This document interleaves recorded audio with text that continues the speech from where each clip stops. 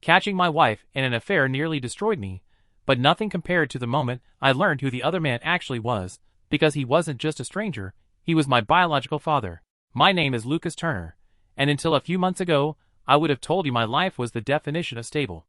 I lived with my wife in a quiet suburb north of Dallas, Texas, the kind of master plan community where every house looked slightly different, but somehow exactly the same. We had a 2-story brick house with a small backyard and a patio we barely used because Texas summers feel like standing inside an oven. I kept telling myself I'd put up a shade cover someday. Someday turned into years. Megan and I had been together 13 years, married for 9. No kids. Not because we didn't want them, just because life kept delaying things. Job changes, medical scares, financial caution, that vague promise that we'd start trying. Next year. There's always a next year until suddenly there isn't. She worked as an interior design consultant, mostly helping homeowners remodel kitchens, living rooms, new builds in those expanding subdivisions that seemed to pop up overnight around Dallas. She had this ability to walk into a space and instantly see what it could become. Clients loved her because she made them feel like their homes mattered. I handled logistics coordination for a national shipping company headquartered near the airport. My days were spreadsheets, routing schedules, emergency calls when something important got stuck somewhere it shouldn't be. It wasn't glamorous, but it paid well, had solid benefits, and didn't follow me home at night. If you had asked me then whether my marriage was strong, I would have said yes without hesitation. We didn't have screaming fights. We didn't throw things. We weren't passionate in a dramatic way, but we were steady. Comfortable. We knew each other's routine so well that silence never felt awkward. Looking back, I think comfort can slowly turn into distance without either person noticing. The day everything started falling apart was a Tuesday, completely unremarkable. The sky was that washed-out Texas gray that promises rain, but never quite delivers. Humid, heavy air pressing down on everything. I got home earlier than usual because a shipment crisis resolved faster than expected. Megan's car was already in the driveway, which surprised me.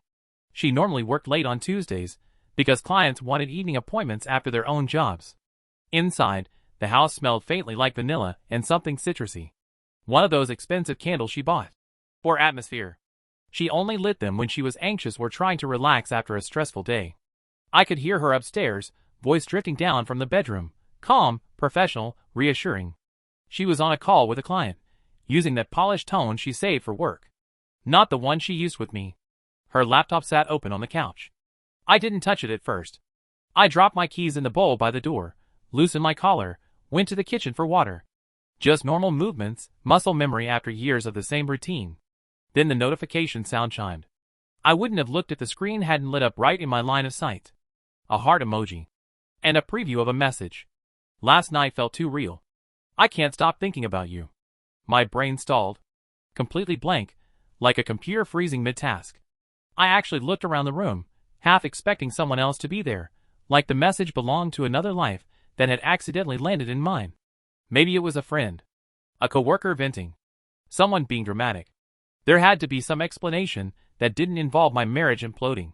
But my body moved before logic caught up. I picked up the laptop. The message was from someone named Richard. No last name. Just Richard, with a profile picture of a man in his late 50s wearing a suit and smiling like he owned whatever room he walked into. My chest tightened so fast it felt like I couldn't draw a full breath. I clicked the conversation.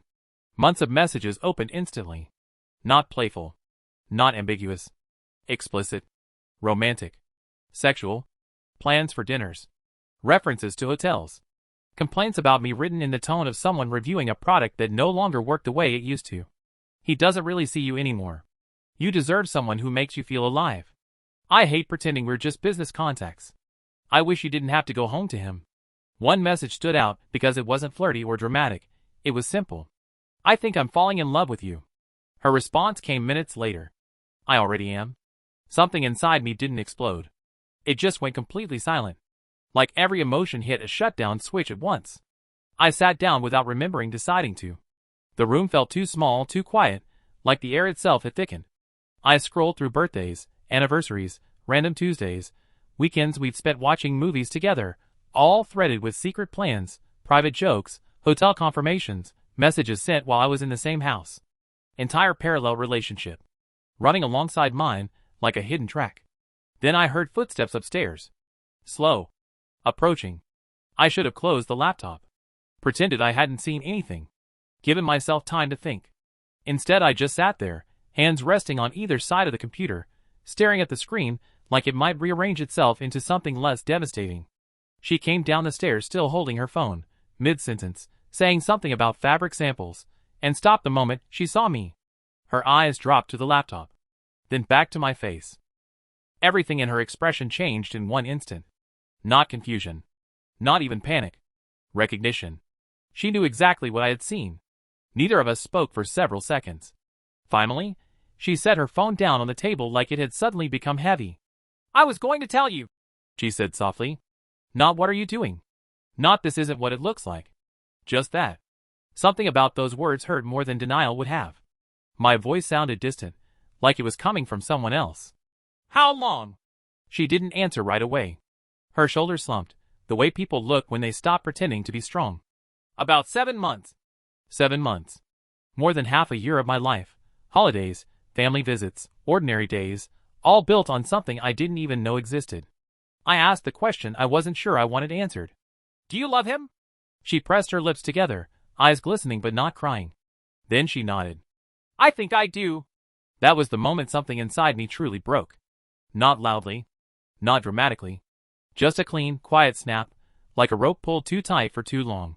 I didn't yell. I didn't throw anything. I didn't even stand up. I just leaned back against the couch and stared at the ceiling because looking at her suddenly felt unbearable. Everything we had built together, 13 years, reduced to a calm confession in a living room that still smelled like vanilla candles. If the story had ended there, it would have been awful but ordinary. Another marriage collapsing under secrets and distance. But that was only the beginning. Because I had no idea that the man she was in love with wasn't just some stranger who wandered into our lives. He was someone who had been connected to me long before I ever met her. And I was about to find out in the worst possible way. For the first few days after the confession, we moved around each other like strangers trapped in the same waiting room. No yelling. No dramatic ultimatums. Just this quiet, suffocating politeness that felt worse than anger. I took the guest bedroom. She stayed in ours. We coordinated showers and meals, like roommates, who didn't want to bump into each other. At night, I lay awake staring at the ceiling fan, replaying every memory from the past year and trying to pinpoint exactly when my marriage had stopped being real. She didn't end the affair. That was the part that hollowed me out the most. On the third day, she told me she was still seeing him, because she didn't want to lie anymore. Like honesty after betrayal was some kind of virtue. I remember standing in the kitchen holding a coffee mug I hadn't even poured anything into yet, just gripping it because my hands needed something to do. "You're still going to him?" I asked. Her eyes dropped to the floor. "I don't know how to just turn my feelings off." Not "I'm sorry." Not "I'll fix this." Just that. After that, something inside me went numb. Not peaceful numbness, more like emotional frostbite. Everything hurt less, but nothing felt alive either. She started staying out late a couple nights a week. Sometimes she didn't come home until after midnight. She didn't try to hide it. She'd say she was working late, then correct herself halfway through and admit she was with him. It was surreal. Watching your own marriage dissolve in real time while you're still living inside it. I stopped asking questions. What was the point? Every answer just added another layer of pain. My friend Kevin noticed something was wrong before I told him. He'd known me since college, the kind of friend who doesn't pry but doesn't ignore obvious distress either. We were sitting in his truck outside a barbecue place one evening, engine running because the Texas heat doesn't care that it's almost dark. "You look like hell," he said bluntly. "Thanks. I'm serious. What's going on?" I stared through the windshield at nothing in particular. People walking in and out of the restaurant, laughing, arguing, living normal lives that felt like they belonged to another species. "Megan's seeing someone," I said finally. He didn't react right away. Just tightened his grip on the steering wheel. "Like an affair?" "Yeah." "Are you kicking her out?" I shook my head. "I don't even know what I'm doing yet." Kevin muttered something under his breath that was probably not polite. "Man, you don't deserve that," he said. "Who is the guy?" "I don't know much. Name's Richard. Older. Some business contact, I think." Kevin's jaw tightened. "Older how?" "Late 50s, maybe." He let out a low whistle. "That's not just cheating. That's something else." I didn't ask what he meant. I didn't want to examine it too closely. For a couple weeks, life settled into this horrible routine. Work, home, silence, sleep, repeat. Megan moved through the house carefully, like sudden movements might trigger an explosion. I think she expected me to eventually snap. I never did. Then one night, she asked if we could talk. She was sitting at the kitchen table, hands wrapped around a mug she wasn't drinking from. Her eyes looked swollen, like she hadn't slept. "Lucas," she said quietly, "there's something important I need to tell you." My stomach tightened. "What now?" She hesitated long enough that dread started pooling in my chest. "Richard wants to meet you." For a second I honestly thought I'd misheard her. "He wants to what?" "Meet you. Talk to you." I actually laughed. Not because it was funny, because it was so absurd my brain didn't know what else to do. "Why would I meet the guy you're sleeping with? He says it's not about that." "Then what is it about?" She swallowed. "He says there are things you need to know." Something in her voice made the hair on the back of my neck stand up. Not defensive. Not romantic. Afraid. "I'm not doing that," I said flatly. "I don't want closure. I don't want explanations. I don't want to shake his hand and pretend this is normal." She nodded slowly, like she'd expected that answer. "Okay," she said. "I just had to ask." But after that conversation, something shifted. She started watching me in this uneasy way, like she was waiting for something bad to happen. She jumped when her phone buzzed. She spent a lot of time staring at nothing, chewing on her thumbnail, a nervous habit I hadn't seen since her father died years ago. Whatever was going on, it wasn't just guilt about the affair. 2 days later, I got a call from a number I didn't recognize. Normally I let unknown numbers go to voicemail, but I was waiting on a delivery confirmation from work, so I answered without thinking. "Hello?" A man's voice responded. Calm. Measured. Older. "Lucas Turner?" Every muscle in my body tensed. "Who is this?" "My name is Richard Lawson." The air seemed to vanish from the room. I didn't say anything. "I know this is an extremely uncomfortable situation," he continued carefully, "but I believe we need to speak. There are matters that concern you directly." Rage hit me so fast it made my hand shake. "You don't get to call me," I snapped. "You don't get to insert yourself into my life any more than you already have. I understand why you're angry." "No, you don't." There was a pause on the line. Not defensive, patient. Like he was waiting out a storm. Finally he said, "This isn't about your marriage." That stopped me. "Then what is it about?" I demanded. Another pause. "Something much older," he said quietly. A cold, crawling feeling spread through my chest. "I don't know what game you think you're playing," I said, "but stay away from me, and stay away from my family." "I'm afraid I can't do that," he replied, still calm.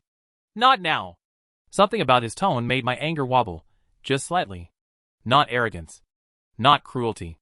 Urgency. "I'm hanging up," I said.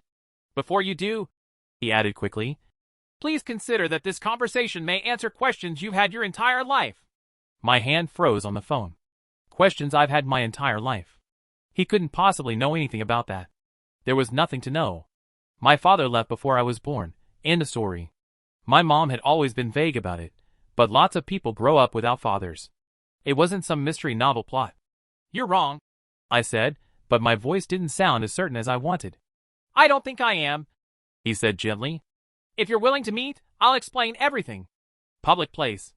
You can leave at any time." I hung up.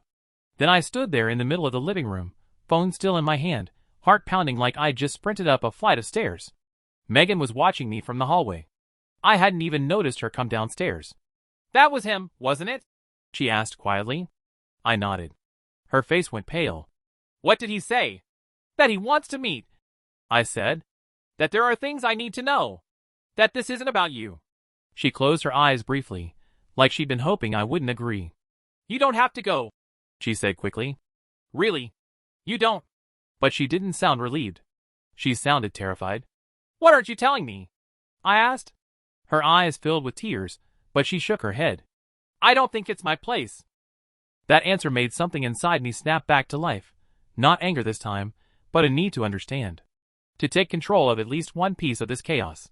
The rest of the night I paced the house, replaying the call over and over. Something much older. Questions you've had your entire life. It felt like a hook lodged in my brain. By morning, I had already made the decision, even though I didn't want to admit it. I texted the number. Public place. 1 hour. That's it. His reply came almost immediately. Thank you. There's a coffee shop on Preston Road. Tomorrow at 3 p.m. I stared at the message for a long time. Meeting the man who helped destroy my marriage felt like walking voluntarily into a burning building. But the worst part wasn't the anger anymore. It was the growing sense that whatever he was going to tell me might be worse than the affair itself. And deep down, I already knew my life wasn't going to look the same after that conversation. I just had no idea how much worse it was about to get. The next day felt unreal from the moment I woke up. Not dramatic. Not panicked. Every ordinary detail felt suspicious. The sunlight coming through the blinds, the hum of traffic outside, the smell of coffee brewing in the kitchen. Megan barely spoke to me that morning. She hovered, like she wanted to say something but didn't know how. At one point she opened her mouth, then closed it again and just shook her head. If you don't want to go, she said finally, you don't have to. I studied her face. There was guilt there, yes, but also something deeper. Fear that had nothing to do with being caught cheating. What aren't you telling me? I asked again. Her eyes glossed over with tears. I think he should be the one to explain. That answer made my stomach drop. By early afternoon, I couldn't sit still anymore. I left the house almost an hour before the meeting, drove aimlessly through traffic, circled blocks just to burn off nervous energy. My hands kept tightening on the steering wheel without me realizing it. The coffee shop on Preston Road was one of those modern places trying very hard to look casual. Exposed brick, metal stools, chalkboard menus with handwriting that took effort to read. Busy enough that no one would pay attention to us, but not so crowded we couldn't talk. I got there first. I chose a table near the window, so I could see anyone approaching. Partly for control, partly because some primitive part of my brain wanted an escape route visible at all times. Every older man who walked past made my pulse spike. Then he walked in. I knew immediately it was him. Not because I'd seen him clearly in the profile picture, that had been small and blurry, but because of the way he carried himself. Calm. Self-contained. Like someone used to being listened to. Late 50s, maybe early 60s. Tall. Gray at the temples. Expensive but understated clothes, dark slacks, light button-down, no tie. He didn't look sleazy or arrogant. He looked like someone's father. The thought hit me so hard it made my chest tighten, and I didn't even know why. His eyes scanned the room, landed on me, and something flickered across his face. Not triumph. Not hostility. Recognition. He walked over slowly, like approaching a wild animal that might bolt. Lucas? He said. Hearing my name in his voice made my skin crawl. Yeah. He nodded once, and sat across from me without offering his hand. I appreciated that at least. I wasn't sure I wouldn't have ignored it. For several seconds, neither of us spoke. The sounds of the cafe filled the silence, milk steaming, cups clinking, low conversations blending into background noise. Up close, he looked older than I'd expected. Not frail, but worn. Lines around his eyes that didn't come from smiling. I'm sorry, he said finally. The words landed flat. You don't get to say that, I replied. I know. Another silence. I leaned forward, voice low. You have 5 minutes to explain why you dragged me here. He studied my face in a way that made me deeply uncomfortable. Not like a stranger assessing another stranger, more like someone trying to match reality to a memory. I didn't know who you were, he said quietly. My jaw tightened. You knew I was her husband. Yes, he said, but not who you were to me. A cold sensation slid down my spine. What does that mean? Instead of answering, he asked, What's your full name? Anger flared. You already know my name. Your middle name too, he clarified. Please.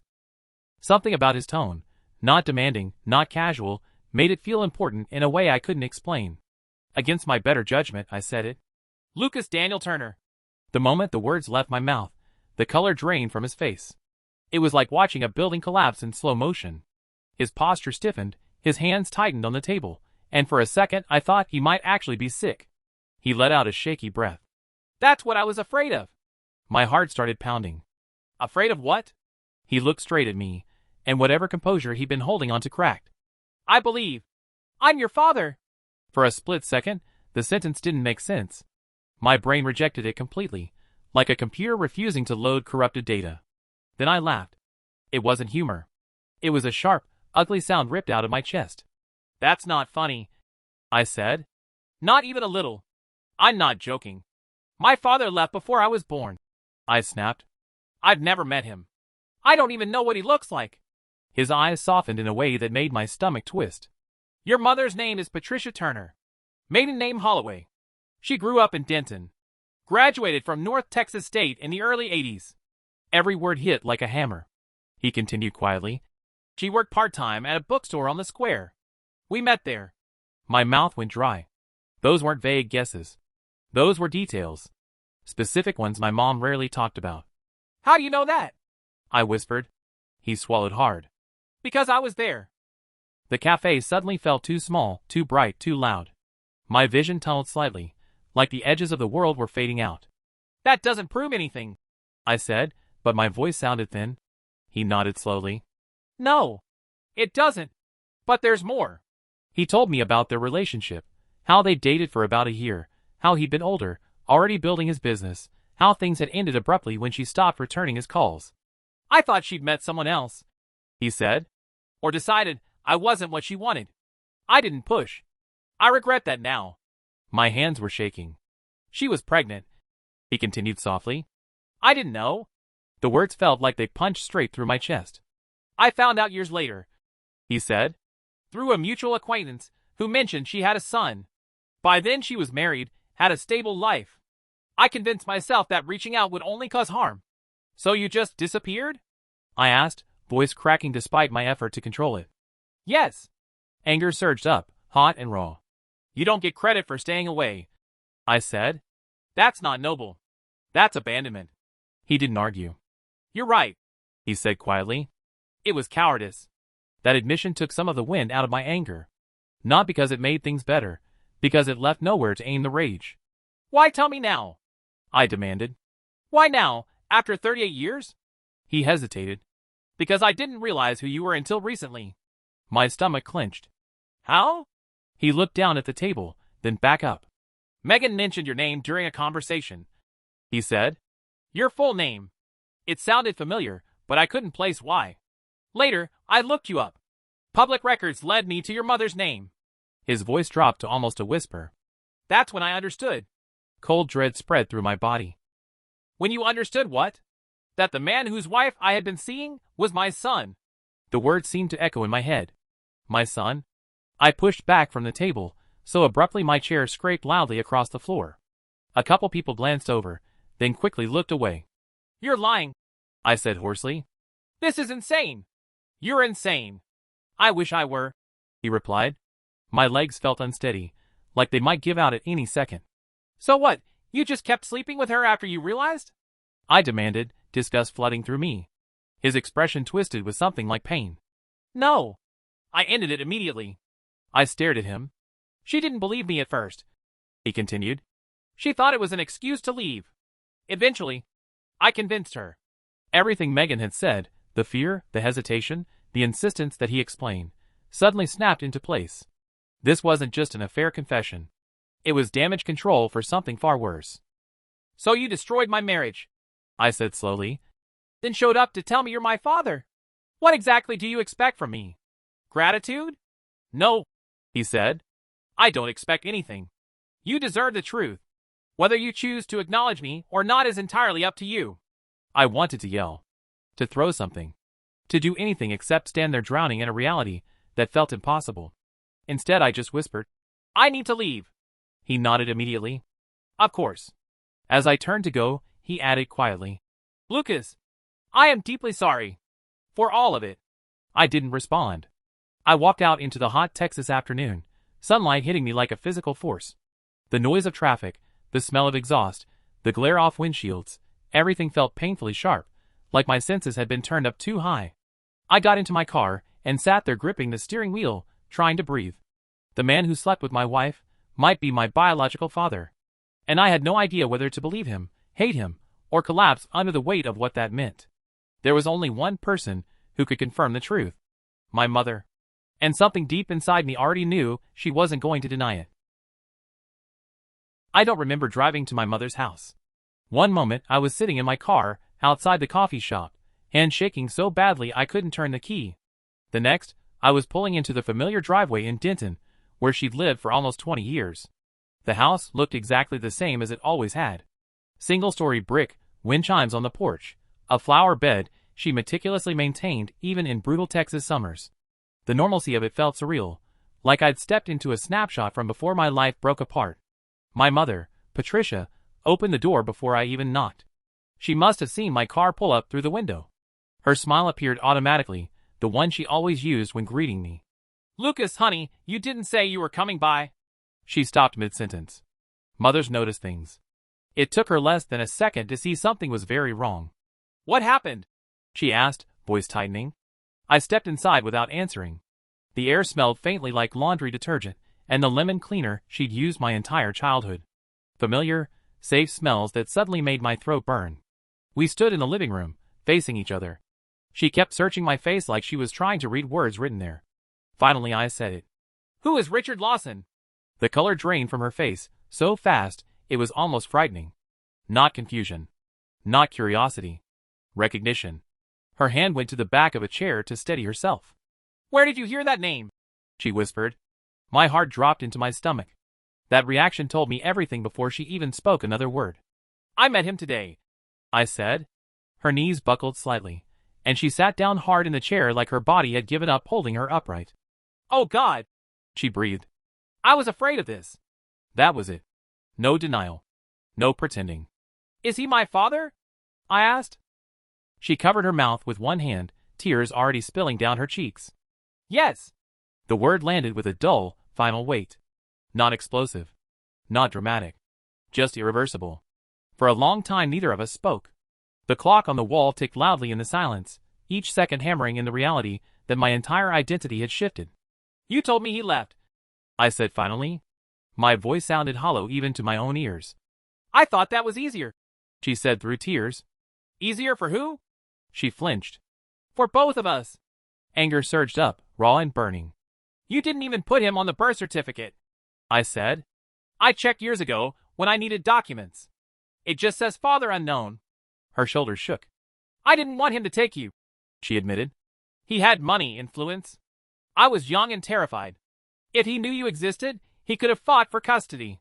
So you just erased him?" I demanded. "I was trying to protect you." "From what? Having a father?" The words came out sharper than I intended, but I didn't take them back. She sobbed openly now, clutching a tissue in shaking hands. "You don't understand what it was like," she said. "I was 22, alone, pregnant, working 2 jobs. I thought if he came back into our lives, everything would become complicated and unstable." I laughed bitterly. "And this is stable?" She couldn't answer that. After a moment she said quietly, "He wasn't a bad man, Lucas. I just panicked." That detail hurt in a different way. It would have been easier if he'd been abusive or dangerous. Easier to justify the lie. "So he didn't abandon us," I said slowly. "You hid me from him." Her silence confirmed it. My chest felt tight, like I couldn't pull in enough air. "Do you have any idea what this did to me growing up?" I said. "Every Father's Day at school, every form asking for family history, every time someone asked why I didn't have a dad." "I know," she whispered. "I'm so sorry." Sorry didn't even begin to cover it.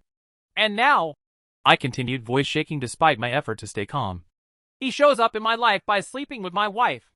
Her head snapped up in shock. "What? You didn't know?" I asked. She looked horrified. "No. I swear, Lucas, I didn't know." I believed her. The disgust on her face was too genuine to fake. "He says he didn't know either," I said. "Not until recently." She pressed a hand to her forehead like she might faint. "This is a nightmare," she whispered. "Yeah," I said flatly. "That's one word for it." We sat there in silence for a long time. The kind of silence that comes when there's nothing left to say that won't make things worse. Eventually she asked, "What are you going to do?" I let out a long, shaky breath. "I don't know." Because I truly didn't. My marriage was essentially over. Megan had moved out a few days after my meeting with Richard, saying she needed space and that she felt sick about everything. As far as I knew, she wasn't seeing him anymore either. Whatever, they had collapsed under the weight of the truth. Richard, meanwhile, started texting occasionally. Not pushy. Not demanding. Just messages like, "I'm here if you ever want to talk. I understand if you need time. You don't owe me anything." I never replied. Some days, I wanted to block his number and pretend he didn't exist. Other days, I caught myself staring at the messages, wondering what it would be like to actually have answers about half of my DNA for the first time in my life. Kevin was furious on my behalf. He called Richard every name in the book and insisted I should cut both him and Megan out completely. But a couple other friends said something different. He didn't know. One of them pointed out carefully. Once he did, he told you the truth. A lot of people wouldn't. I hated that they had a point. The hardest part is that I don't feel just one thing. I hate him for touching my wife. I resent him for missing my entire childhood. I'm angry at my mom for lying. I'm devastated about my marriage. But buried underneath all of that, there's also curiosity. And that makes me feel like a terrible person. Because what does it say about me if part of me wants to know him? Sometimes, I sit in the empty house and think about how bizarre this situation is. I lost the woman I planned to grow old with, and in exchange I gained a father I never asked for, delivered in the worst possible way. A few weeks ago, Megan sent one last message before filing for divorce. I never meant for any of this to happen. I hope someday you can forgive me. I haven't responded to that either. Forgiveness feels like a foreign concept right now. So this is where I am.